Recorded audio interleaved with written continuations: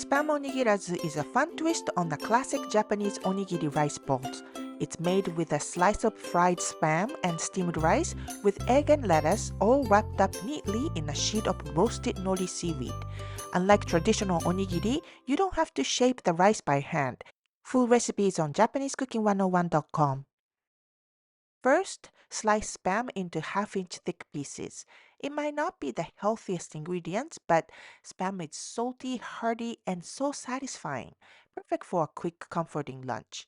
Heat 1 teaspoon of oil in a frying pan over medium heat and cook the spam until lightly browned on both sides. Once cooked, set aside. Next, we are going to cook the eggs. In a bowl, lightly beat the eggs with salt and mirin. Heat 1 teaspoon of oil in a tamagoyaki pan, a rectangular Japanese rolled omelette pan, and pour in half of the egg mixture and cook it into square sheet, flipping to cook the other side as well. And make another one as we are making 2 onigirazu. Now we are going to assemble. Place a piece of plastic wrap on a cutting board and place sheet of nori seaweed on top with one corner pointing toward you. Put half cup of rice in the center and flatten it slightly.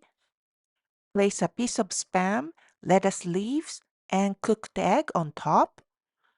And cover with another half cup of rice and flatten again gently. And bring all 4 corners of the nori seaweed to the center. Just like that. Then wrap the whole package tightly with a plastic wrap. Since onigirazu isn't tightly shaped or packed like a regular rice ball, wrapping it in plastic wrap keeps everything compact and makes it much easier to handle and eat. With the plastic still on, cut it in half.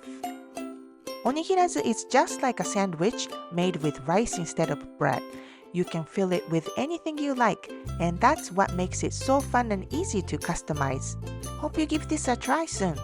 美味しい。美味しいね。